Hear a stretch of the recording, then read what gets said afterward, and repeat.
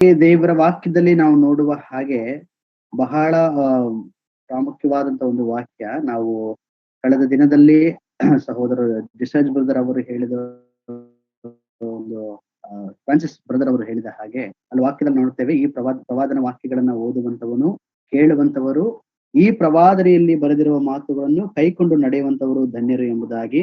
ನಿಜವಾಗಿಯೂ ಸಹ ನಾವೆಲ್ಲರೂ ಧನ್ಯರೇ. ಯಾಕೆಂದ್ರೆ ಅನುದಿನವೂ ದೇವರ ವಾಕ್ಯವನ್ನ ನಾವು ಕೇಳ್ತಾ ಇದ್ದೇವೆ, ದೇವರ ವಾಕ್ಯವನ್ನ ನಾವು ಧ್ಯಾನ ಮಾಡ್ತಾ ಇದ್ದೇವೆ. ಹೇಗೂ ಸಹ ಈ ದಿನವೂ ಸಹ ದೇವರು ನಮ್ಮನ್ನ ಈ ಮುಖಾಂತರವಾಗಿ, ಈ ಒಂದು ಜೂಮ್ ಮಾಧ್ಯಮದ ಮುಖಾಂತರವಾಗಿ ಕರ್ತನು ಸೇರಿಸಿದ್ದಾನೆ. ನಾವು ಸ್ವಲ್ಪ ಸಮಯ ದೇವರ ವಾಕ್ಯವನ್ನ ನಾವು ಆಲೋಚಿಸುವಂತರಾಗಿರೋಣ. ನಾವು ಈಗಾಗಲೇ ಗಲಾತ್ಯ ಪತ್ರಿಕೆಯನ್ನ ನಾವು ಧ್ಯಾನ ಮಾಡ್ತಾ ಬರ್ತಾ ಇದ್ದೇವೆ. ಕಳೆದ ದಿನಗಳಲ್ಲಿ ನಾವು ಗಲಾತ್ಯ ಪತ್ರಿಕೆಯ 2ನೇ ಅಧ್ಯಾಯದ 10, 11 ಮತ್ತು 12 ವಚನಗಳನ್ನ ನಾವು ಧ್ಯಾನ ಮಾಡ್ತಾ ಬಂದಿದ್ವಿ. 10ನೇ ವಚನದಲ್ಲಿ ನಾವು ನೋಡುವಾಗ ಅದರಲ್ಲಿ ಹೇಳುವಂತ ಮಾತು, ನೀವು ನಮ್ಮಲ್ಲಿರುವ ಬಡವರನ್ನ ಜ್ಞಾಪಕ ಮಾಡಿಕೊಳ್ಳಬೇಕೆಂಬ ಒಂದೇ ಸಂಗತಿಯನ್ನು ಬೇಡಿಕೊಂಡರು, ಇದನ್ನು ಮಾಡುವುದರಲ್ಲಿ ನಾನು ಆಸಕ್ತನಾಗಿದ್ದೇನೆ ಎಂಬುದಾಗಿ ಪೌಲನು ಹೇಳುವಂತದ್ದನ್ನ ನಾವು ನೋಡುತ್ತೇವೆ. ಇಲ್ಲಿ ಅನೇಕ ಸಂಗತಿಗಳನ್ನ ನಾವು ಕಲಿತಾ ಬಂದ್ವಿ. ಇದರಲ್ಲಿ ಇಲ್ಲಿ ಈ ಒಂದು ವಚನದಲ್ಲಿ ದೇವರ ಒಂದು ಹೃದಯವನ್ನ ಅಥವಾ ದೇವರ ಒಂದು ಪ್ರೀತಿ ಅವನ್ನ ನಾವು ನೋಡುವಂತವರಾಗಿದ್ದೇವೆ. ಮಾತ್ರವಲ್ಲ, ಈ ಒಂದು ವಚನದಲ್ಲಿ ಸುವಾರ್ತೆ, ಪ್ರೀತಿ, ಹಾಗೆ ಸೇವೆ, ದಯೆ ಮತ್ತು ಕ್ರಿಸ್ತಿಯ ಜೀವಿತದ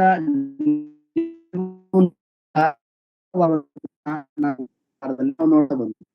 ಈ ವಾಕ್ಯದಲ್ಲಿ ನೋಡಿದ ಹಾಗೆ ಬಡವರನ್ನ ಜ್ಞಾಪಕ ಮಾಡಿಕೊಳ್ಳಿರಿ ಎಂಬುದಾಗಿ. ಇಲ್ಲಿ ನಿಜವಾಗಿಯೂ ನಾವು ಯಾವ ಬಡವರನ್ನ ನಾವು ಜ್ಞಾಪಕ ಮಾಡಿಕೊಳ್ಳಬೇಕು ಎಂಬುದಾಗಿಯೂ ಸಹ ನಾವು ಕಳೆದ ದಿನದಲ್ಲಿ ನಾವು ಕಲಿತಾ ಬಂದ್ವಿ. ಮುಖ್ಯವಾಗಿ ಅನೇಕರು ಆತ್ಮಿಕವಾಗಿ ಬಡವರಾಗಿದ್ದಾರೆ. ಅವರನ್ನು ಸಹ ವಿಶ್ವಾಸಿಗಳಾದಂತಹ ನಾವು ಅವರನ್ನು ಸಹ ನಮ್ಮ ಒಂದು ಪ್ರಾರ್ಥನೆಗಳಲ್ಲಿ ನಾವು ನೆನಪು ಮಾಡಿಕೊಳ್ಳಬೇಕು ಎಂಬುದಾಗಿಯೂ ಸಹ ನಾವು ನೋಡುತ್ತಾ ಬಂದಿದ್ವಿ. ಹಾಗೆ 11ನೇ ವಚನಕ್ಕೆ ನಾವು ಬಂದಾಗ ಇಲ್ಲೂ ಸಹ ಅವನು ಮುಖಾಮುಖಿಯಾಗಿ ಕೇಫನು ಅಂದ್ರೆ ಪೇತ್ರನನ್ನ ಅಂತಿಯೋಕ್ಯಕ್ಕೆ ಬಂದಾಗ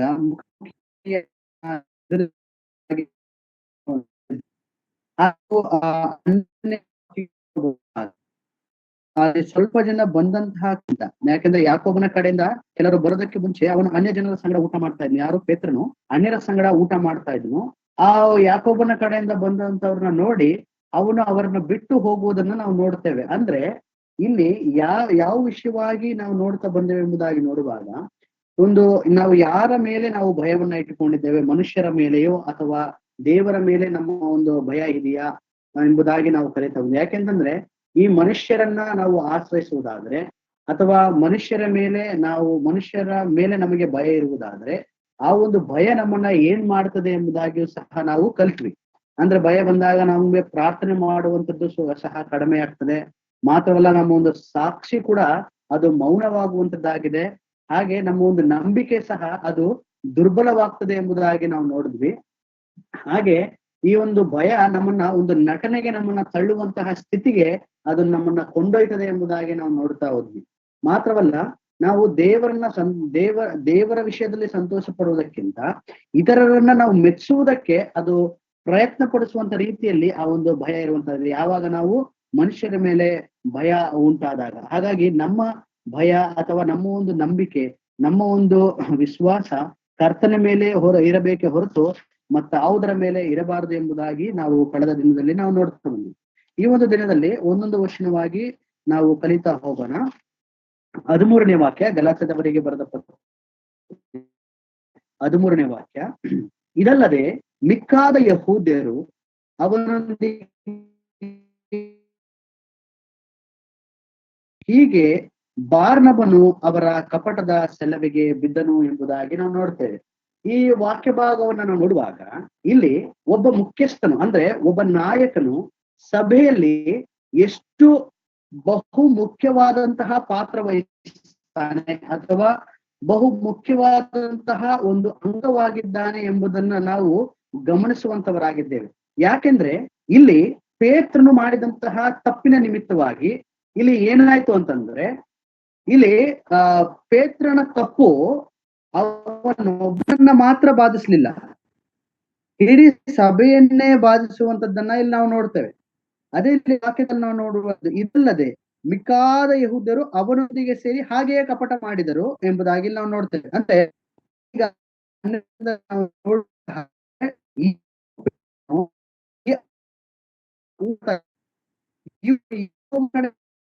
ನೋಡಿ ಏನಂತಂದ್ರೆ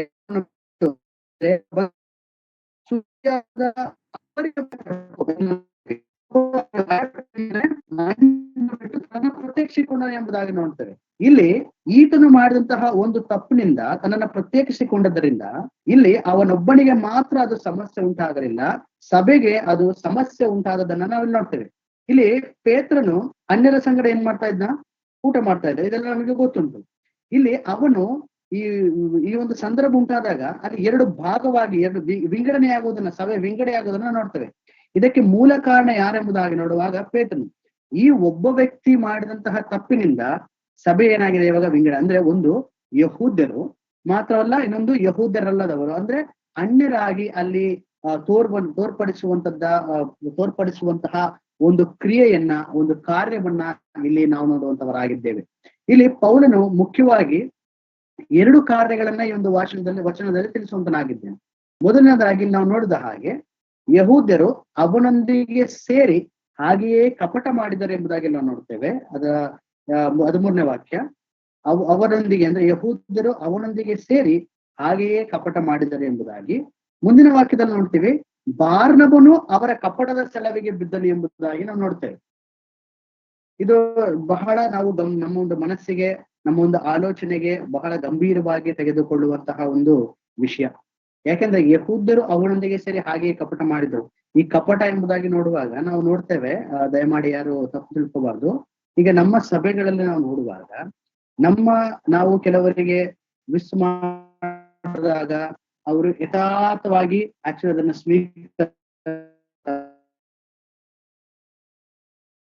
ಮಾಡ್ತಾರೋ ಎಂಬುದನ್ನ ನಮ್ಮನ್ನು ನಾವು ಪರೀಕ್ಷೆ ಮಾಡಿಕೊಳ್ಳಬೇಕು. ಯಾಕೆಂತಂದ್ರೆ ದೇವರ ಮುಂದೆ ನಾವು ಮನುಷ್ಯರ ಮುಂದೆ ಎಷ್ಟೇ ನಾವು ಒಳ್ಳೆ ರೀತಿ ನಡೆದುಕೊಂಡು ಕೂಡ ದೇವರು ಹೃದಯವನ್ನ ನೋಡುವಾತನಾಗಿದ್ದಾನೆ. ನಮ್ಮ ಒಂದು ಪ್ರೀತಿ ಯಾವ ರೀತಿಯಲ್ಲಿ ಇದೆ ಎಂಬುದನ್ನ ಇಲ್ಲಿ ಒಂದು ಆಶ್ಚರ್ಯವಾದ ವಾಕ್ಯದಲ್ಲಿ ಒಂದು ಆಶ್ಚರ್ಯವಾದ ಸಂಗತಿ ಏನಂತಂದ್ರೆ, ಇಲ್ಲಿ ಬಾರ್ನಬನು ಸಹ ಅವರ ಒಂದು ಕಪಟದ ಸಂಗತಿಗೆ ಬಿದ್ದನು ಎಂಬುದಾಗಿ ನೋಡ್ತೇವೆ. ಇದು ಈ ಒಂದು ಸಂಗತಿ ಈ ಸೌಲನಿಗೆ ಸಹಿಸಿಕೊಳ್ಳೋದಕ್ಕಾಗ್ಲಿಲ್ಲ. ಯಾಕೆಂದ್ರೆ ಈ ಪ್ರಾರಂಭದಲ್ಲಿ ಈ ಅಂತ್ಯೋಕ್ಯದಲ್ಲಿ ಸಭೆ ಉಂಟಾಗೋದಕ್ಕೆ ಇವನು ಸಹ, ಯಾರು ಈ ಬಾರ್ನಬನು ಸಹ ಒಬ್ಬ ಕಾರಣನಾಗಿದ್ದನು ಎಂಬುದಾಗಿ ನಾವು ದೇವರ ವಾಕ್ಯದಲ್ಲಿ. ಯಾವಾಗ ಈ ಬಾರ್ನಬನು ಅವರ ಕಪಟದ ಸೆಳವೆಗೆ ಬಿದ್ನು, ಅವಾಗ ಇಲ್ಲಿ ಪೌಲನಿಗೆ ಅದನ್ನ ಸಹಿಸ್ಕೊಳಕ್ ಆಗ್ಲಿಲ್ಲ. ಈಗಾಗಲೇ ನಾವು ನೋಡಿದ ಹಾಗೆ ಈ ಅಂತ್ಯೋಕ್ಯದಲ್ಲಿ ಸಭೆ ಪ್ರಾರಂಭವಾಗುವುದಕ್ಕೆ ಇವನು ಸಹ ಒಬ್ಬ ಮೂಲ ಕಾರಣನಾಗಿದ್ನು. ಯಾಕೆಂದ್ರೆ ಹೆಚ್ಚು ಕಡಿಮೆ ಒಂದು ವರ್ಷದಕ್ಕಿಂತ ಹೆಚ್ಚು ಇವರು ಜೊತೆ ಸೇವೆ ಮಾಡಿದಂತವ್ರು. ಆ ಸಮಯದಲ್ಲಿ ಈ ಅಂತ್ಯೋಕ್ಯ ಸಭೆಗೆ ಸೇರಿಸಲ್ಪಟ್ಟಂತಹ ಈ ಜನರ ಕುರಿತಾಗಿ ಇವ್ರಿಗೆ ಚೆನ್ನಾಗಿ ಗೊತ್ತಿತ್ತು. ಇವರು ಅವರ ಬಗ್ಗೆ ತಿಳಿದಂತವರು, ಅರಿತಂತವರು, ಎಲ್ಲಾ ವಿಷಯಗಳನ್ನ ಬಲ್ಲಂತಹ ವ್ಯಕ್ತಿಗಳಾಗಿ ಈ ಬಾರ್ನಬನು ಹಾಗೆ ಪೌಲನು ಸಹ ಇದ್ರು ಎಂಬುದಾಗಿ ನಾವು ನೋಡ್ತೇವೆ. ಯಾಕೆಂದ್ರೆ ನಾವು ಈ ಬಾರ್ನಬನ ಕುರಿತಾಗಿ ನಾವು ನೋಡುವಾಗ ದಯಮಾಡಿ ಅಪೊಸ್ತಲರ ಕೃತ್ಯ 4ನೇ ಅಧ್ಯಾಯ ಅದರ 36ನೇ ವಾಕ್ಯಾಂಶ ಓದ್ಕೊಳ್ಳೋಣ. ಯಾಕೆಂತಂದ್ರೆ ಈ ಲೇವಿಯನ ಅವನ ಹೆಸರು ಲೇವಿನಾಗಿದ್ದ ಯೋಸೇಫ ಎಂಬುದಾಗಿ ನಾವು ನೋಡ್ತೇವೆ. 4ನೇ ಅಧ್ಯಾಯ ಅಪೊಸ್ತಲರ ಕೃತ್ಯ 4ನೇ ಅಧ್ಯಾಯ ಅದರ ಒಂದು 36 ಮತ್ತೆ 37ನೇ ವರ್ಷದಲ್ಲಿ ನಾವು ನೋಡ್ತೇವೆ. 36 ಮತ್ತೆ 37 ಇಲ್ಲಿ ನಾವು ನೋಡುವಾಗ ಈ ಪ್ರಕಾರ ಮಾಡಬರೊಳಗೆ ಕುಪ್ರ ದ್ವೀಪದಲ್ಲಿ ಹುಟ್ಟಿದ ಲೇವಿಯನಾಗಿದ್ದ ಯೋಸೇಫನೆಂಬುವನು ಒಬ್ಬನು. ಅವನಿಗೆ ಅಪೊಸ್ತಲರು ಬಾರ್ನಬ ಅಂದರೆ ಧೈರ್ಯದಾಯಕ ಎಂದು ಹೆಸರಿಟ್ಟಿದ್ದರು. ಅವನು ತನಗೆ ಭೂಮಿಯನ್ನು ಮಾರಿ ಬಂದ ಹಣವನ್ನು ತಂದು ಅಪೊಸ್ತಲರ ಪಾದಗಳ ಬಳಿಯಲ್ಲಿ ಇಟ್ಟನು ಎಂಬುದಾಗಿ ನಾವು ನೋಡ್ತೇವೆ. ಇದರ ಒಂದು ಈ ಇಡೀ ಅಧ್ಯಾಯವನ್ನು ನಾವು ಓದುವಾಗ ನಮಗೆಲ್ಲರಿಗೂ ಗೊತ್ತಿತ್ತು ಯಾವ ರೀತಿಯಲ್ಲಿ ಅವರು ತಮ್ಮ ಚರಾಸ್ತಿರ ವಸ್ತುಗಳನ್ನೆಲ್ಲ ಮಾರಿ ಅವರು ತಮ್ಮ ಸೇವೆಗಾಗಿ ಹುದುವಾಗಿ ಅವರು ಕೊಟ್ರು ಎಂಬುದಾಗಿ ನಾವು ದೇವರ ವಾಕ್ಯದಲ್ಲಿ ನಾವು ನೋಡುವಂತವರಾಗಿದ್ದೇವೆ. ಮಾತ್ರವಲ್ಲ, ಅಲ್ಲಿ ಎಲ್ಲರಿಗೂ ಸಹ ಹಂಚಿಯೂ ಕೊಟ್ರು ಎಂಬುದಾಗಿ ಕೂಡ ನಾವು ದೇವರ ವಾಕ್ಯದಲ್ಲಿ ನಾವು ನೋಡುತ್ತಾ ಬಂದಿದ್ದೇವೆ. ಇದನ್ನ ನಾವು ನೋಡುವಾಗ ಈ ಆಗಿದ್ದಂತಹ ಯೋಸೇಫನಿಗೆ ಬಾರ್ನಬಾ ಎಂಬುದಾಗಿ ಆತನು ಕರೆಯಲ್ಪಟ್ಟಂತಹ ವ್ಯಕ್ತಿ ಈ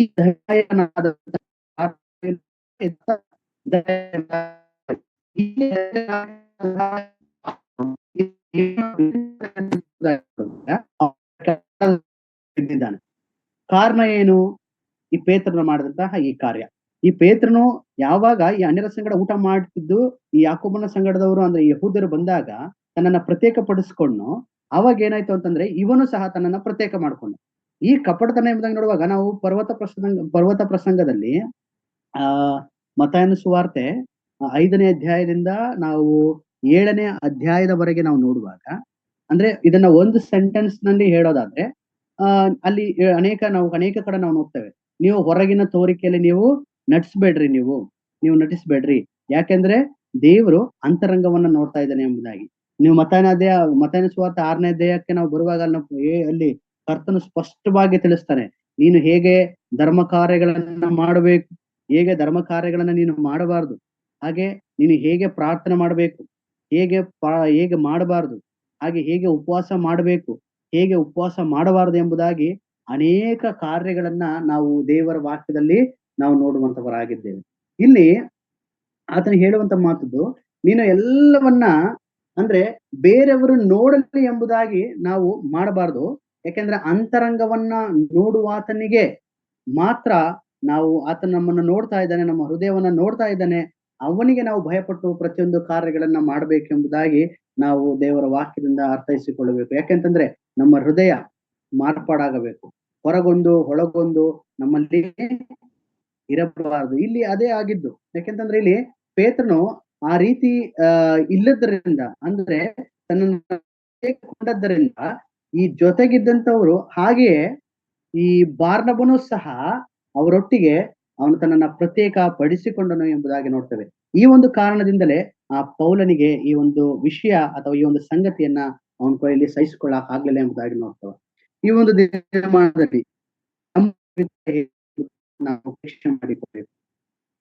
ಯಾಕೆಂಬುದಾಗಿ ನೋಡುವಾಗ ನಾವು ನೋಡ್ತೇವೆ, ನಾವು ಎಷ್ಟೇ ಸ್ವಲ್ಪ ದಿನಗಳ ಕಾಲ ನಾವು ಎಷ್ಟೇ ಒಳ್ಳೆಯವರ ಹಾಗೆ ತೋರ್ಪಡಿಸಿಕೊಳ್ಳಬಹುದು, ಅಥವಾ ಒಳ್ಳೆಯ ರೀತಿಯಲ್ಲಿ ನಾನು ಸಭೆಯಲ್ಲಿ ಎಲ್ಲಾ ಕಾರ್ಯಗಳನ್ನ ಮುಂದಾಗಿ ನಾನು ಮಾಡಬಹುದು, ಅಥವಾ ಎಲ್ಲಾ ಚಟುವಟಿಕೆಗಳಲ್ಲಿ ಭಾಗವಹಿಸಿ ನಾನು ಇನ್ನೂ ಹೆಚ್ಚಾದಂತಹ ಹೆಸರನ್ನ ನಾನು ಗಳಿಸಿಕೊಳ್ಳಬಹುದು ಎಂಬ ಒಂದು ಆಲೋಚನೆಯೊಡನೆ ನಾವು ಎಲ್ಲಾ ಕಾರ್ಯಗಳನ್ನ ನಾವು ಮಾಡಬಹುದು, ನಟನೆ ಮಾಡಿಕೊಂಡು ನಾವು ಮಾಡಬಹುದು. ಆದ್ರೆ ದೇವರು ಹೃದಯವನ್ನ ನೋಡ್ತಾ ಇದ್ದಾನೆ.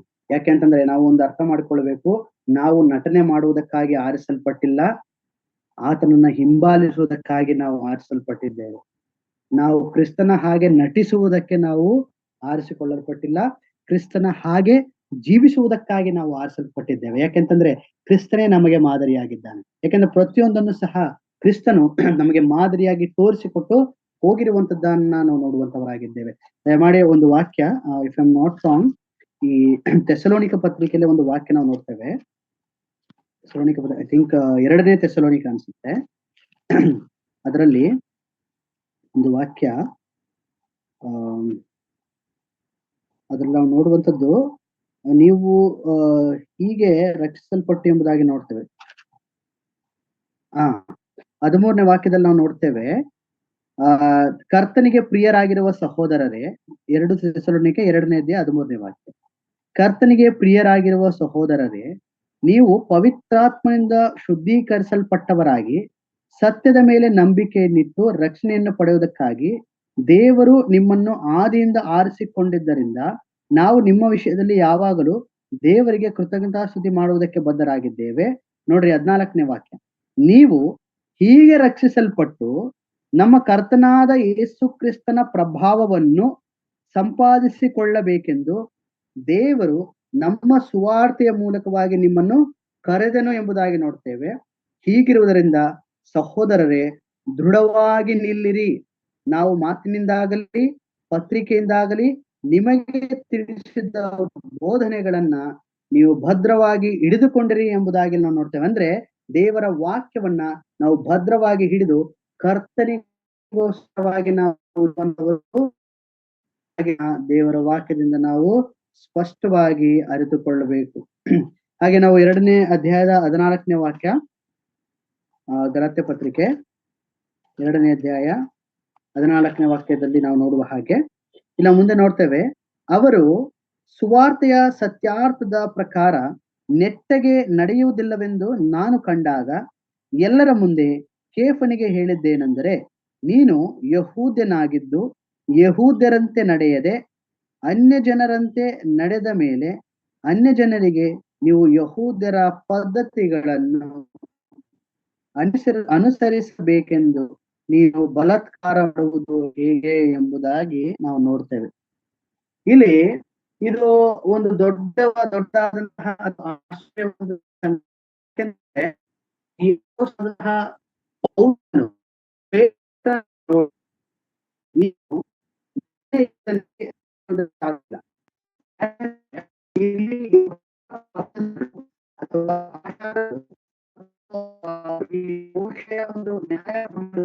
ಹಾಗೆ ಅವರ ಒಂದು ಆಹಾರ ಪದ್ಧತಿಗಳು ಅವರೇ ಅನುಸರಿಸೋದಕ್ಕೆ ಬಹಳ ಕಷ್ಟ. ಹೀಗಿದ್ದ ಪಕ್ಷದಲ್ಲಿ ಅವನು ಹೇಳುವಂಥದ್ದು, ಹೀಗಿದ್ದ ಮೇಲೆ ಹೇಗೆ ನೀನು ಅನ್ಯ ಜನರನ್ನ ನಿನ್ನ ಹಾಗೆ ನಡೆಯಬೇಕೆಂಬುದಾಗಿ ನೀನು ಬಲಾತ್ಕಾರ ಮಾಡೋದು ಹೇಗೆ ಎಂಬುದಾಗಿ ಅಲ್ಲಿ ಎಲ್ಲರ ಮುಂದೆ ಪ್ರಶ್ನಿಸುವಂತದ್ದನ್ನ ನಾವು ನೋಡ್ತೇವೆ.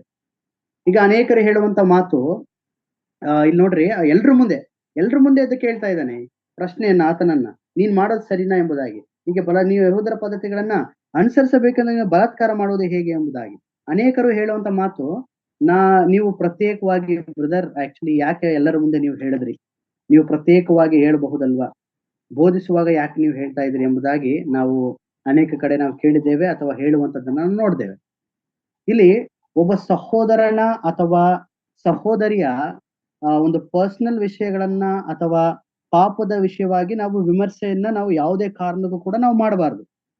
ಒಂದು ವೇಳೆ ಹಾಗಿದ್ದ ಪಕ್ಷದಲ್ಲಿ ನಾವು ದೇವರ ವಾಕ್ಯದಲ್ಲಿ ನೋಡ್ತೇವೆ ಮತ್ತಾಯನ ಸುವಾರ್ತೆಯಲ್ಲಿ, ಆದ್ರೆ ದೇವರ ಒಂದು ಸಭೆಯನ್ನ ಹಾಳು ಮಾಡುವ ಅಥವಾ ದೇವ ಜನರನ್ನ ದಾರಿ ತಪ್ಪಿಸುವಂತಹ ಒಂದು ಕಾರ್ಯದಲ್ಲಿ ಒಬ್ಬ ವ್ಯಕ್ತಿ ಇರೋದಾದ್ರೆ ನಿಶ್ಚಯವಾಗಿ ನಾವು ಹೇಳಬಹುದು ಅಥವಾ ಖಂಡಿಸಬಹುದು.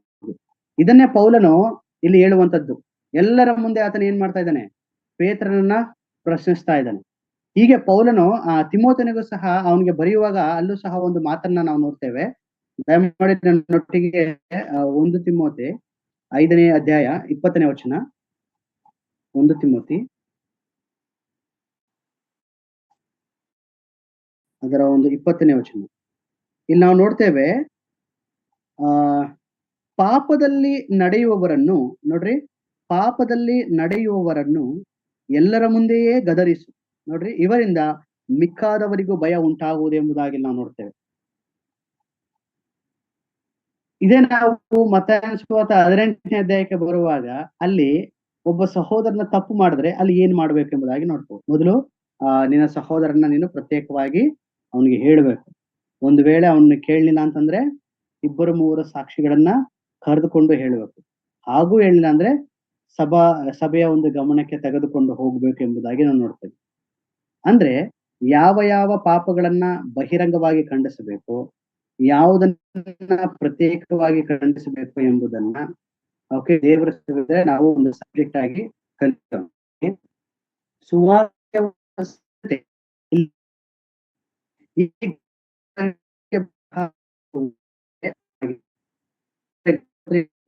ಅಲ್ಲಿ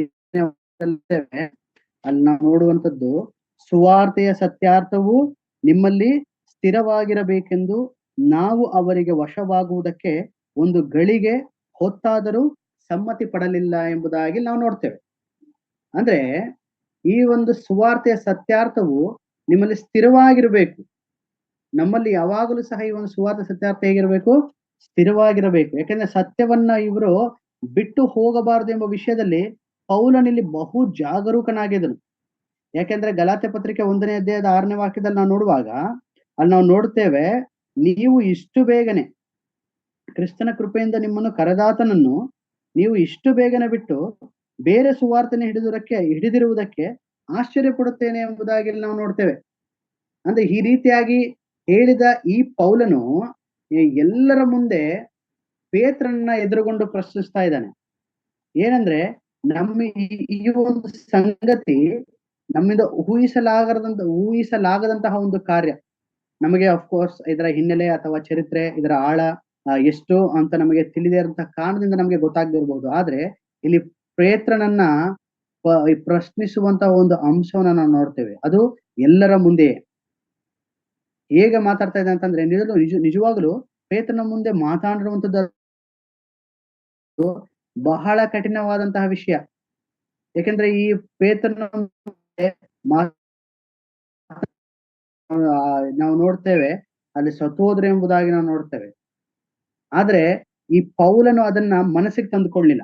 ಯಾವಾಗ ಈ ಪೇತ್ರನು ಅಲ್ಲಿ ಮಾಡಿದಂಥದ್ದು ತಪ್ಪು ಎಂಬುದಾಗಿ ಗೊತ್ತಾಯ್ತು, ಈತನ ಒಂದು ತಪ್ಪಿನಿಂದ ಅಲ್ಲಿ ಸಭೆಯಲ್ಲಿ ಆದಂತ ಒಂದು ಸಮಸ್ಯೆ ಇವನಿಗೆ ಗೊತ್ತಾಯ್ತು, ಹೇಗೆ ಬಾರ್ನಬನು ಸಹ ಅವನೊಟ್ಟಿಗೆ ಇದ್ದವರು ಸಹ ತಮ್ಮನ್ನು ಪ್ರತ್ಯೇಕಿಸಿಕೊಂಡು ಈ ಸಂಗತಿ ಈತನಿಗೆ ತಿಳಿದ ತಕ್ಷಣ ಈ ಒಂದು ಸುವಾರ್ತೆ ಅದು ಸ್ಥಿರವಾಗಿರಬೇಕು ಎಂಬುದಾಗಿ ನಾವು ನೋಡುತ್ತೇವೆ. ಅಂದ್ರೆ ಈ ಕರ್ತನಿಗೆ ಅಥವಾ ಸುವಾರ್ತೆಗೆ ಯಾವುದೇ ವಿಧವಾದಂತಹ ಅವಮಾನ ತರುವಂತಹ ಕೆಲಸದಲ್ಲಿ ಯಾರೇ ತೊಡಗಿಕೊಂಡ್ರು ಸಹ, ಯಾರೇ ಮಾತನಾಡಿದ್ರು ಸಹ, ಯಾರೇ ಎಷ್ಟೇ ದೊಡ್ಡ ವ್ಯಕ್ತಿಗಳಾದ್ರೂ ಸಹ ನಾವು ಅವರನ್ನ ಕೇಳುವಂತಹ ಒಂದು ಸ್ಥಿತಿಯಲ್ಲಿ ಇರಬೇಕು. ಯಾಕಂತಂದ್ರೆ ಈ ಅಪೊಸ್ತಲನಾದಂತಹ ಪೇತ್ರನೇ, ಅಂತಹ ದೊಡ್ಡ ಸೇವಕ, ಈ ಅಪೊಸ್ತಲನಾದಂತಹ ಪೇತ್ರನೇ ತಪ್ಪು ಮಾಡ್ದ ಅಂತಂದ್ರೆ ಎಲ್ಲರೂ ಸಹ ತಪ್ಪು ಮಾಡುವಂತಹ ಒಂದು ಸಂದರ್ಭ ಅದು ಏರ್ಪಡಬಹುದು. ಹೆಚ್ಚಿನ ಸಾಧ್ಯತೆ ಉಂಟು. ನಾಯಕರು ಸಹ ತಪ್ಪು ಮಾಡುವಂತಹ ಸಾಧ್ಯತೆ ಅದು ಇರಬಹುದು ಎಂಬುದಾಗಿ ಈ ವಾಕ್ಯದಿಂದ ನಾವು ಅರ್ಥ ಮಾಡ್ಕೊಳ್ಬೇಕು. ಹಾಗೆ ನಮ್ಗೆ ಯಾರಾದ್ರೂ ಒಂದು ವೇಳೆ ಯಾರಾದ್ರೂ ಕರೆಕ್ಷನ್ ಹೇಳಿದ್ರೆ ನಾವೇನ್ ಮಾಡ್ಬೇಕು ಅಂದ್ರೆ ಫಸ್ಟ್ ನಾವು ಕೇಳಬೇಕು, ಅದನ್ನ ಗಮನಿಸ್ಕೊಳ್ಬೇಕು, ಅದನ್ನ ಅಂಗೀಕರಿಸಿಕೊಳ್ಳುವಂತಹ ಒಂದು ಮನಸ್ಸು ನಮಗಿರಬೇಕು. ಒಂದು ವೇಳೆ ಅವ್ರು ಹೇಳುವಂತದ್ದು ಸರಿ ಇದ್ರೆ ಅದನ್ನ ಅಂಗೀಕರಿಸ್ಕೊಂಡು ಅದನ್ನ ಸರಿಪಡಿಸಿಕೊಳ್ಳುವಂತಹ ಒಂದು ಪಕ್ವತೆ ನಮಗಿರಬೇಕು. ಯಾಕೆಂತಂದ್ರೆ ಇಲ್ಲಿ ಪೇತ್ರನು ತನ್ನ ಪತ್ರಿಕೆಯಲ್ಲಿ ಬರೆಯುವಾಗ ಸಹ ಆತನು ತನ್ನನ್ನು ಏನ್ ಮಾಡ್ತಂತಂದ್ರೆ ಅದನ್ನ ಸರಿಪಡಿಸ್ಕೊಳ್ತಾನೆ, ತನ್ನ ಮಾನಸಾಂತರ ಹೊಂದೋದನ್ನ ನೋಡ್ತೇವೆ. ಅಂದ್ರೆ ಈತನು ಅಂದ್ರೆ ಪೇತ್ರನು ಈ ಪೌಲನ ಮಾತನ್ನ ಆತನು ಸ್ವೀಕರಿಸಿದನು.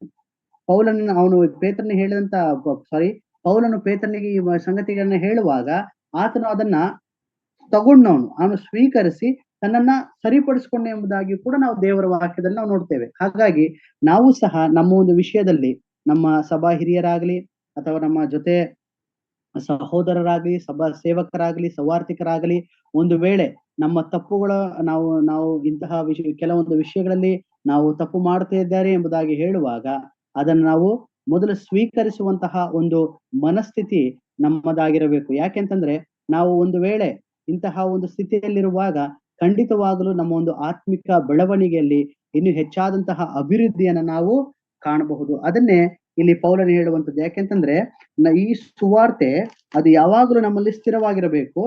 ನಾವು ಸ್ಥಿರವಾಗಿದ್ದಾಗ ಮಾತ್ರ ಇತರರಿಗೆ ನಾವು ಹೇಳೋದಕ್ಕೆ ಸಾಧ್ಯ. ನಾವೇ ಆಕ್ಚುಲಿ ಸರಿಯಾಗಿ ಕರ್ತನನ್ನ ಅರ್ಥ ಮಾಡಿಕೊಳ್ಳದೆ, ನಾವೇ ಸರಿಯಾಗಿ ಕರ್ತನ ಪ್ರೀತಿಯನ್ನ ನಾವು ಅರ್ಥ ಮಾಡಿಕೊಳ್ಳದೆ ನಾವು ಇತರರಿಗೆ ತಿಳಿಸುವುದಕ್ಕೆ ಸಾಧ್ಯನೇ ಇಲ್ಲ. First actually we should be perfect.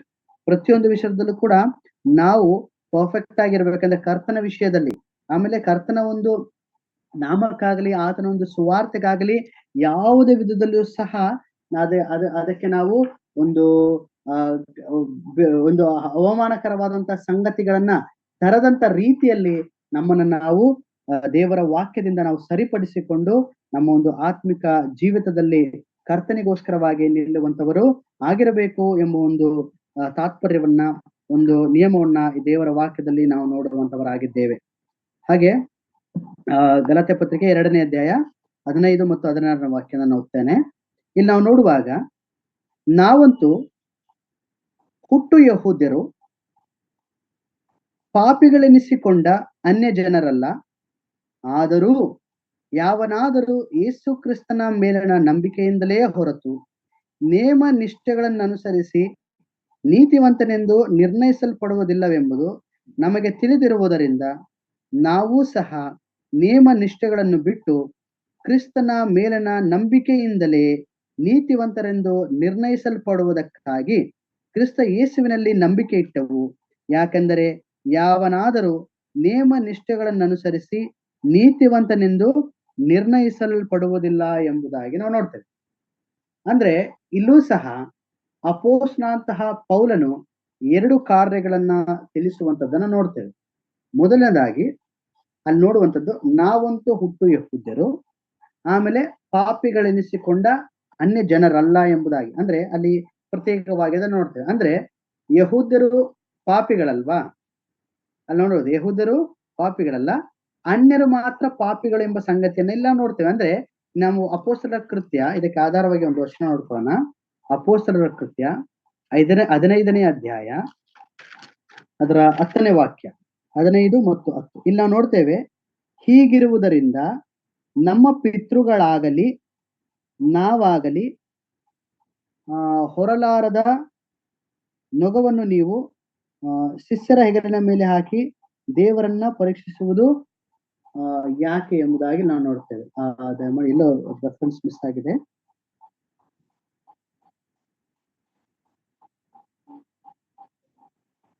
Okay.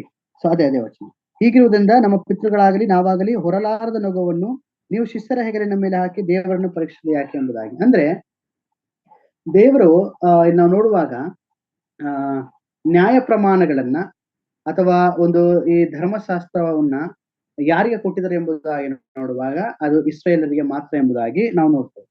ಇಲ್ಲಿ ಇಸ್ರಾಯೇಲರಿಗೆ ದೇವರನ್ನ ಹೇಗೆ ಅನುಸರಿಸಬೇಕು, ಹಾಗೆ ಯಾವ ಕಾರ್ಯಗಳನ್ನ ಮಾಡಬೇಕು ಎಂಬುದನ್ನ ಈ ಒಂದು ವಿಷಯವಾಗಿ ಅವರಿಗೆ ಈ ಒಂದು ಧರ್ಮಶಾಸ್ತ್ರದ ಕಾರ್ಯಗಳನ್ನ ಅವ್ರು ಯಾವ ರೀತಿಯಲ್ಲಿ ಅನುಸರಿಸಬೇಕಿತ್ತು ಎಂಬುದನ್ನ ಪ್ರತಿಯೊಂದು ಸಹ ಅವರಿಗೆ ಕೊಡಲ್ಪಟ್ಟಿದೆ ಎಂಬುದಾಗಿ ನಾವು ನೋಡ್ತೇವೆ. ಇಲ್ಲಿ ಸುಲಭವಾಗಿ ಅರ್ಥ ಮಾಡಿಕೊಳ್ಳೋದಕ್ಕೆ ಒಂದು ಉದಾಹರಣೆ ಏನಂತಂದ್ರೆ, ಫಾರ್ ಎಕ್ಸಾಂಪಲ್, ಒಂದು ನಮ್ಮ ಒಂದು ಮನೆಯ ಮುಂದುಗಡೆ ಒಂದು ಮೈನ್ ರೋಡ್ ಇದೆ ಅನ್ಕೊಳ್ಳಿ. ಆ ಮೈನ್ ರೋಡ್ ನಲ್ಲಿ ಹೆಚ್ಚು ಕಡಿಮೆ ಒಂದು ರೂಲ್ ಇದೆ. ಆಕ್ಚುಲಿ ಏನಪ್ಪಾ ಅಂತಂದ್ರೆ, ಒಂದು ಕಾನೂನು ತಗೊಂಡ್ಬಂದಿರ್ತಾರೆ. ಇಲ್ಲಿ ಏನಪ್ಪಾ ಅಂತಂದ್ರೆ ಒಂದು 30 ಕಿಲೋಮೀಟರ್ ಸ್ಪೀಡ್ ನಲ್ಲಿ ನೀವು ಹೋಗ್ಬೇಕು ಅಂತ ಇರ್ತದೆ. ಅದೇ ಯಾವುದೇ ರೀತಿಯಾದಂತಹ ಒಂದು ಕಾನೂನು ಇರದೇ ಇದ್ರೆ ಅಲ್ಲಿ ನಾವು ಎಷ್ಟು ಸ್ಪೀಡ್ ಬೇಕಾದ್ರೂ ಹೋಗ್ಬಹುದು, ಅದು ತಪ್ಪಾಗಲ್ಲ. ಅಂದ್ರೆ ನಾನು ಏನ್ ಹೇಳಕ್ ಪ್ರಯತ್ನ ಪಡ್ತಾ ಇದ್ದೇನೆ ಅಂತಂದ್ರೆ, ಇಲ್ಲಿ ಈ ಒಂದು 30 ಕಿಲೋಮೀಟರ್ ಸ್ಪೀಡ್ ನಲ್ಲೇ ನೀವು ಹೋಗ್ಬೇಕು ಅಂತಿದ್ದು, ಆ 30 ಕಿಲೋಮೀಟರ್ ಸ್ಪೀಡ್ಗಿಂತ ನಾವು ವೇಗವಾಗಿ ಹೋದ್ರೆ ಅದು ನಾವೇನು ಆ ಒಂದು ಕಾನೂನನ್ನ ಮೀರಿದ ಹಾಗಾಗ್ತದೆ. ಇಲ್ಲಿ ಈ ಯಹೂದರನ್ನ ನಾವು ನೋಡುವಾಗ ಈ ನ್ಯಾಯ ಪ್ರಮಾಣಗಳು ಅಥವಾ ಅವರಿಗೆ ಕೊಟ್ಟಂತಹ ಈ ಒಂದು ಧರ್ಮಶಾಸ್ತ್ರ ಎಲ್ಲಾ ಕಾರ್ಯಗಳನ್ನು ನೋಡುವಾಗ ಅವರು ಅದನ್ನ ಮೀರಿ ನಡೆದ್ರೆ ಕೂಡ ತಪ್ಪು ಎಂಬುದಾಗಿ ನೋಡ್ತೇವೆ. ಆದ್ರೆ ಈ ಅನ್ಯರು ಅಂದ್ರೆ ಇವರು ಸಹ ಇವ್ರು ಏನು ಮಾಡದೇ ಇದ್ರು ಸಹ, ಯಾಕಂತಂದ್ರೆ ಈಗಾಗಲೇ ನಾವು ದೇವರ ವಾಕ್ಯದಲ್ಲಿ ಅನೇಕ ಕಡೆ ನಾವು ನೋಡ್ತೇವೆ. ಈ ವಾಕ್ಯದಲ್ಲಿ ನೋಡುವಾಗ ಯಾವುದೇ ವಿಧವಾದಂತಹ ನಿಯಮಗಳು ಇಲ್ಲದವರು ಈ ಅನ್ಯ ದೇವತೆಗಳನ್ನ ಪೂಜಿಸುವರಾದ ಇವರು ಇವ್ರನ್ನ ಏನಂತ ಇದ್ರು ಅನ್ಯ ಜನರು ಎಂಬುದಾಗಿ ನೋಡ್ತಾರೆ. ಅಂದ್ರೆ ಇವ್ರಿಗೆ ಯಾವುದೇ ಒಂದು ನಿಯಮಗಳು ಇದ್ರೂ ಸಹ ಅಥವಾ ಇಲ್ಲದೆ ಇದ್ರೂ ಸಹ ಇವರು ಅನ್ಯ ಜನರ ಹಾಗೆ ಇದ್ರು. ಯಾಕೆಂತಂದ್ರೆ ಇವರು ಯಾವುದೇ ಕಾರ್ಯಗಳನ್ನ ಅವರು ಅನುಸರಿಸಲಿಲ್ಲ ಎಂಬುದಾಗಿ ನಾವು ನೋಡ್ತೇವೆ. ಆದ್ರೆ ಇದನ್ನ ನಾವು ಮತ್ತಾಯನ ಸುವಾರ್ತೆ 9ನೇ ಅಧ್ಯಾಯ 11ನೇ ವಾಕ್ಯಕ್ಕೆ ನಾವು ಬರುವಾಗ, ಮತ್ತಾಯನ ಸುವಾರ್ತೆ 9ನೇ ಅಧ್ಯಾಯ ಅದರ ಒಂದು 11ನೇ ವಾಕ್ಯದಲ್ಲಿ ಇಲ್ಲಿ ನಾವು ನೋಡ್ತೇವೆ, ಫರಿಸಾಯರು ಅದನ್ನು ನೋಡಿ ಆತನ ಶಿಷ್ಯರನ್ನು, ನಿಮ್ಮ ಗುರುವು ಸುಂಕದವರ ಮತ್ತು ಪಾಪಿಗಳ ಸಂಗಡ ಯಾಕೆ ಊಟ ಮಾಡುತ್ತಾನೆ ಎಂದು ಕೇಳಿದರು ಎಂಬುದಾಗಿ ನೋಡ್ತೇವೆ. ಅಂದ್ರೆ ಇಲ್ಲಿ ಫರಿಸಾಯರು ಅದನ್ನು ನೋಡಿ ಆತನ ಶಿಷ್ಯರನ್ನ ನೋಡ್ರಿ, ಸುಂಕದವರು ಮತ್ತು ಪಾಪಿಗಳ ಸಂಗಡ ಯಾಕೆ ಊಟ ಮಾಡ್ತಾನೆ ಎಂಬುದಾಗಿ, ಅಂದ್ರೆ ಯಹೂದ್ಯರಲ್ಲದಂತಹ ಜನರನ್ನ ಪಾಪಿಗಳು ಎಂಬುದಾಗಿ ಅವರು ಕರೆಯುವಂತದ್ದನ್ನ ನಾವು ನೋಡ್ತೇವೆ. ಅಂದ್ರೆ ಯಾರ್ಯಾರು ಯಹೂದ್ಯರಲ್ಲ ಅವರೆಲ್ಲರೂ ಸಹ ಇವರ ದೃಷ್ಟಿಯಲ್ಲಿ ಪಾಪಿಗಳು ಎಂಬುದಾಗಿ ಅವರು ನೋಡುವಂತ ನೋಡ್ತೇವೆ. ಈ ರೋಮಾಪುರ ಪತ್ರಿಕೆ 2ನೇ ಅಧ್ಯಾಯ 3ನೇ ವಾಕ್ಯದಲ್ಲಿ ನೋಡುವಾಗ ಅದೊಂದು ವಚನ ನಾವು ಓದ್ಕೊಳ್ಳೋಣ. ರೋಮಾಪುರ ಪತ್ರಿಕೆ 2ನೇ ಅಧ್ಯಾಯ ಅದರ ಒಂದು 3ನೇ ವಚನದಲ್ಲಿ ನಾವು ನೋಡ್ತೇವೆ. ಅಲ್ಲಿ ಅವರ ಒಂದು ಧರ್ಮ ಕಾರ್ಯಗಳು 2ನೇ ಅಧ್ಯಾಯ 3ನೇ ವಚನ. ಇಲ್ಲಿ ನಾವು ನೋಡ್ತೇವೆ, ಎಲೈ ಮನುಷ್ಯನೇ, ಅಂಥವುಗಳನ್ನ ನಡೆಸುವವರಲ್ಲಿ ದೋಷವೆನಿಸಿ ಅವುಗಳನ್ನೇ ಮಾಡುತ್ತಿರುವ ನೀನು ದೇವರ ದಂಡನೆಯ ತೀರ್ಪಿಗೆ ತಪ್ಪಿಸಿಕೊಂಡೆನೆಂದು ಯೋಚಿಸುತ್ತೀಯಾ ಎಂಬುದಾಗಿ ನಾವು ನೋಡ್ತೇವೆ. ಅಂದ್ರೆ ಧರ್ಮ ಕಾರ್ಯಗಳನ್ನ ಮೀರಿ ನಡೆದಾಗ ಇಲ್ಲಿ ದೋಷಿ ಅಥವಾ ತಪ್ಪು ಮಾಡಿದವನು ಎಂಬುದಾಗಿ ತಿಳಿಸುವಂತದ್ದಾಗಿದೆ. ಸೊ ಇವರಿಗಾದ್ರೂ ಧರ್ಮಶಾಸ್ತ್ರದ ನಿಯಮಗಳು ಕೊಡಲ್ಪಟ್ಟಿತು. ಆದ್ರೆ ಯಾವುದೇ ಧರ್ಮ ಪ್ರಮಾಣಗಳು ಇಲ್ಲದಂತಹ ಇವರನ್ನ ಪಾಪಿಗಳು ಎಂಬುದಾಗಿ ಇಲ್ಲಿ ಗುರುತಿಸುವುದನ್ನ ನಾವು ಕಾಣ್ತೇವೆ. ನಾವು ಇದು 16ನೇ ಅಧ್ಯಾಯದಲ್ಲಿ 16ನೇ ವರ್ಷದಲ್ಲಿ ನೋಡುವಾಗ ಗಲಾತ್ಯ ಪತ್ರಿಕೆಯಲ್ಲಿ ಅಲ್ಲಿ ನಾವು ನೋಡ್ತೇವೆ ಅದರ ಮುಂದುವರೆದ ಭಾಗವಾಗಿ, ಆದರೂ ಯಾವನಾದರೂ ಯೇಸು ಕ್ರಿಸ್ತನ ಮೇಲಿನ ನಂಬಿಕೆಯಿಂದಲೇ ಹೊರತು ನೇಮ ನಿಷ್ಠೆಗಳನ್ನನುಸರಿಸಿ ನೀತಿವಂತನೆಂದು ನಿರ್ಣಯಿಸಲ್ಪಡುವುದಿಲ್ಲವೆಂಬುದು ನಮಗೆ ತಿಳಿದಿರುವುದರಿಂದ ನಾವು ಸಹ ನೇಮ ನಿಷ್ಠೆಗಳನ್ನ ಬಿಟ್ಟು ಕ್ರಿಸ್ತನ ಮೇಲಿನ ನಂಬಿಕೆಯಿಂದಲೇ ನೀತಿವಂತನೆಂದು ನಿರ್ಣಯಿಸಲ್ಪಡುವುದಕ್ಕಾಗಿ ಕ್ರಿಸ್ತ ಯೇಸುವಿನಲ್ಲಿ ನಂಬಿಕೆ ಇಟ್ಟವು ಎಂಬುದಾಗಿ ದೇವರ ವಾಕ್ಯದಲ್ಲಿ ನಾವು ನೋಡುತ್ತೇವೆ. ಅಂದ್ರೆ ಯಾರೂ ಸಹ ನೇಮ ನಿಷ್ಠೆಗಳನ್ನ ಅನುಸರಿಸಿ ನೀತಿವಂತರಾಗುವುದಕ್ಕೆ ಸಾಧ್ಯ ಇಲ್ಲ. ಅದು ಯಹೂದ್ಯರಾದರೂ ಸರಿಯೇ, ಅನ್ಯ ಜನರಾದರೂ ಸರಿಯೇ, ಕ್ರಿಸ್ತನ ಮೇಲಿನ ನಂಬಿಕೆಯಿಂದಲೇ ಮಾತ್ರ ನೀತಿವಂತರೆಂದು ನಿರ್ಣಯಿಸಲ್ಪಡುವುದಕ್ಕೆ ಸಾಧ್ಯ. ನಮ್ಮ ಒಂದು ಸ್ವಂತ ಕ್ರಿಯೆಗಳು ನಮ್ಮನ್ನ ರಕ್ಷಿಸುವುದಿಲ್ಲ. ನಮ್ಮ ಸ್ವ ಭಕ್ತಿ ನಮ್ಮನ್ನ ರಕ್ಷಿಸುವುದಿಲ್ಲ.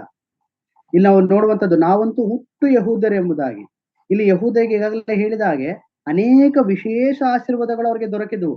ದೇವರ ಧರ್ಮಶಾಸ್ತ್ರ ಕೊಡಲ್ಪಟ್ಟಿತು, ಪ್ರವಾದಿಗಳಿದ್ರು, ಹಾಗೆ ದೇವಾಲಯದ ಆರಾಧನೆ ಇತ್ತು, ದೇವರ ಒಡಂಬಡಿಕೆ ಸಹ ಅವರಿಗೆ ಕೊಡಲ್ಪಟ್ಟಿತ್ತು. ಆದ್ರೂ ಸಹ ಇವೆಲ್ಲವೂ ಅವರನ್ನ ರಕ್ಷಿಸೋದಕ್ಕೆ ಸಾಧ್ಯವಾಗ್ತಿರ್ಲಿಲ್ಲ. ಹಾಗೆ ನಾವು ಸಹ ಕ್ರೈಸ್ತ ಕುಟುಂಬದಲ್ಲಿ ಹುಟ್ಟಿದ್ರು ಸರಿಯೇ, ಸಭೆಗೆ ಕ್ರಮವಾಗಿ ಹೋದ್ರು ಸರಿನೇ, ಅಥವಾ ಎಲ್ಲಾ ಕಾರ್ಯಗಳನ್ನ ಮಾಡಿದ್ರು ಸರಿಯೇ, ಇವುಗಳಿಂದ ನಮಗೆ ರಕ್ಷಣೆ ಆಗೋದಿಲ್ಲ. ನಿಜವಾದಂತಹ ರಕ್ಷಣೆ ಅಂದ್ರೆ ಮನುಷ್ಯನು ಧರ್ಮಶಾಸ್ತ್ರದ ಕ್ರಿಯೆಗಳಿಂದ ಅವನು ನೀತಿವಂತನಾಗೋದಕ್ಕೆ ಸಾಧ್ಯ ಇಲ್ಲ, ಅಥವಾ ಧರ್ಮಶಾಸ್ತ್ರ ಕ್ರಿಯೆಗಳಿಂದ ನಾವು ಇದನ್ನ ಅನುಸರಿಸಿ ಇದನ್ನೆಲ್ಲ ಮಾಡಿದ್ರೇನೆ ನನಗೆ ರಕ್ಷಣೆ ಎಂಬುದಾಗಿ ಹೇಳಿಕೊಂಡ್ರೆ ನಮಗೆ ರಕ್ಷಣೆ ಆಗೋದಿಲ್ಲ. ರಕ್ಷಣೆ ಅಂತಂದ್ರೆ ಒಳ್ಳೆ ಕಾರ್ಯಗಳು ಪ್ಲಸ್ ಯೇಸು ಕ್ರಿಸ್ತನಲ್ಲ, ಧರ್ಮಶಾಸ್ತ್ರ ಪ್ಲಸ್ ಯೇಸು ಕ್ರಿಸ್ತನಲ್ಲ, ಸಂಪ್ರದಾಯಗಳು ಪ್ಲಸ್ ಯೇಸು ಕ್ರಿಸ್ತನಲ್ಲ. ರಕ್ಷಣೆ ಅಂತಂದ್ರೆ ಯೇಸು ಕ್ರಿಸ್ತನು ಮಾತ್ರ, ಆತನ ಮುಖಾಂತರವಾಗಿ ಮಾತ್ರ ನಮಗೆ ರಕ್ಷಣೆ ಎಂಬುದನ್ನ ಸ್ಪಷ್ಟವಾಗಿ ಇಲ್ಲಿ ಪೌಲನು ತಿಳಿಸುವುದನ್ನು ನೋಡ್ತೇವೆ. ಯಾರೇ ಆಗಲಿ ಅವರು ಎಂತಹ ನಿಯಮ ನಿಷ್ಠೆಗಳನ್ನ ಅನುಸರಿಸಿದ್ರು ಕೂಡ ಅವರಿಗೆ ನಿಜವಾದಂತಹ ನೀತಿವಂತಿಕೆ ಸಿಗೋದಿಲ್ಲ ಅಥವಾ ರಕ್ಷಣೆ ಇಲ್ಲ. ನಾವು ಯಾವಾಗ ನಮ್ಮ ಕರ್ತನಾಂತ ಯೇಸು ಕ್ರಿಸ್ತನನ್ನ ಒಡೆಯನು ರಕ್ಷಕನು ಎಂಬುದಾಗಿ ನಮ್ಮ ಹೃದಯದಲ್ಲಿ ಅಂಗೀಕರಿಸಿಕೊಳ್ತೇವೋ ಆವಾಗ ಮಾತ್ರ ನಮಗೆ ರಕ್ಷಣೆಯಾಗುವಂಥದ್ದು. ಯಾವ ವಿಧವಾದಂತಹ ನಿಯಮ ನಿಷ್ಠೆಗಳಿಂದ ನಮಗೆ ರಕ್ಷಣೆ ಆಗುವುದಿಲ್ಲ ಅಥವಾ ನೀತಿವಂತರೆಂದು ನಿರ್ಣಯ ನಮಗೆ ಉಂಟಾಗುವುದಿಲ್ಲ ಎಂಬುದನ್ನ ಇಲ್ಲಿ ಪೌಲನು ಸ್ಪಷ್ಟವಾಗಿ ತಿಳಿಸುವಂಥದ್ದನ್ನ ನಾವು ನೋಡುವಂತವರಾಗಿದ್ದೇವೆ. ನಮ್ಮ ಜೀವಿತದಲ್ಲಿ ನಾವು ಕೆಲವೊಂದು ಸಂಗತಿಗಳನ್ನ ನಾವು ಅಳವಡಿಸಿಕೊಳ್ಳಬೇಕು. ನಮ್ಮ ಒಂದು ಸ್ಥಿತಿ ಯಾವ ರೀತಿಯಲ್ಲಿದೆ, ನಿಜವಾಗಿಯೂ ನಾವು ಕರ್ತನನ್ನ ಒಡೆಯನು ರಕ್ಷಕನು ಎಂಬುದಾಗಿ ಯಥಾರ್ಥವಾಗಿ ಆತನನ್ನ ನಾವು ತಿಳಿದುಕೊಂಡು ಅರಿತುಕೊಂಡು ನಾವು ಹೊಂದಿದ್ದೇವ, ಅಥವಾ ಕೇವಲ ನಾನು ಈ ಕ್ರೈಸ್ತ ಕುಟುಂಬದಲ್ಲಿ ಹುಟ್ಟಿದ್ದೇನೆ, ನನ್ನ ತಂದೆ ತಾಯಿಗಳು ಕ್ರೈಸ್ತರಾಗಿದ್ದಾರೆ, ಸೊ ಈ ಒಂದು ವಾಡಿಕೆಯ ಮುಖಾಂತರವಾಗಿ ನನ್ನ ಸಭೆಗೆ ಹೋಗಬೇಕಾದಂತಹ ಒಂದು ಪರಿಸ್ಥಿತಿ ನನ್ನಲ್ಲಿ ಇದೆಯಾ ಎಂಬುದನ್ನ ಅರ್ಥ ಮಾಡಿಕೊಳ್ಬೇಕು. ಯಾಕೆಂತಂದ್ರೆ ಈ ಯಹೂದರಿಗೆ ಎಲ್ಲಾ ಸಹ ಕೊಡಲ್ಪಟ್ಟಿತು, ಧರ್ಮಶಾಸ್ತ್ರ ಪ್ರವಾದಿ ಎಲ್ಲ ಕೊಟ್ಟರು ಕೂಡ ಅವರಿಗೆ ನಿಜವಾದಂತಹ ಆ ಒಂದು ರಕ್ಷಣೆ ಇಲ್ಲ ಎಂಬುದಾಗಿ. ಯಾಕೆಂತಂದ್ರೆ ನಾವು ನೋಡುವಾಗ ಹಳ ಒಡಂಬಡಿಕೆ ಸ್ಥಿತಿಯಲ್ಲಿ ನಾವು ನೋಡ್ತೇವೆ, ಅವರ ಒಂದು ಯಜ್ಞವೂ ಸಹ ಅವ್ರಿಗೆ ಸಿದ್ಧಿಗೆ ತಂದಿರಲಿಲ್ಲ ಎಂಬುದಾಗಿ ನೋಡ್ತೇವೆ. ಆದ್ರೆ ಹೊಸ ಒಡಂಬಡಿಕೆಯ ವಿಶ್ವಾಸಿಗಳಾದಂತಹ ನಮಗೆ ನಮ್ಮ ಕರ್ತನಾಂತ ಯೇಸು ಕ್ರಿಸ್ತನು ನಮಗೆ ನಿಜವಾದಂತ ರಕ್ಷಣೆಯನ್ನ ಕೊಟ್ಟಿದ್ದಾನೆ. ಹೇಗೆಂಬುದಾಗಿ ನೋಡುವಾಗ ತನ್ನನ್ನೇ ತಾನು ಒಪ್ಪಿಸಿಕೊಡುವುದರ ಮುಖಾಂತರವಾಗಿ. ಸೊ ನಾವು ಯಾವಾಗ ಆತನ ಒಂದು ಸುವಾರ್ತೆಯನ್ನ, ಆತನ ಒಂದು ಸತ್ಯದ ಸಂಗತಿಗಳನ್ನ ಸ್ಥಿರವಾಗಿ, ದೃಢವಾಗಿ, ಭದ್ರವಾಗಿ ನಾವು ಹಿಡಿದುಕೊಂಡುವೋ, ಅರಿತುಕೊಂಡುವೋ, ಆಗಲೇ ನಮಗೆ ನೀತಿವಂತರೆಂಬ ನಿರ್ಣಯವನ್ನ ದೇವರು ಕೊಟ್ಟಿರುವಂತದನ್ನ ನೋಡ್ತೇವೆ. ಹಾಗಾಗಿ ನಾವು ಇನ್ನು ಹೆಚ್ಚಾಗಿ ಕರ್ತನಲ್ಲಿ ಸದೃಢರಾಗಿ, ಸ್ಥಿರಚಿತ್ತರಾಗಿ, ಆತನಲ್ಲಿ ಇನ್ನು ಎಷ್ಟೋ ಭರವಸೆ ಉಳ್ಳವರಾಗಿ, ನಂಬಿಕೆಯಲ್ಲಿ ನಾವು ಹೆಚ್ಚಾಗಿ ಬೆಳೆಯುವಂತಹ ಒಂದು ನಿಟ್ಟಿನಲ್ಲಿ ನಮ್ಮ ಒಂದು ಕ್ರಿಸ್ತಿಯ ಜೀವಿತವನ್ನ ಜಯಕರವಾಗಿ ಸಾಗಿಸುವುದಕ್ಕೆ ನಾವು ಸಾಧ್ಯಪಡಿಸಿಕೊಳ್ಳಬೇಕು. ಹೇಗೂ ಈ ಒಂದು ಸಮಯದಲ್ಲಿ ಇದನ್ನ ಇಲ್ಲಿಗೆ ನಾನು ನಿಲ್ಲಿಸ್ತೇನೆ. ದೇವ್ರ ನಮಗ್ ಸ್ತೋತ್ರವಾಗ್ಲಿ.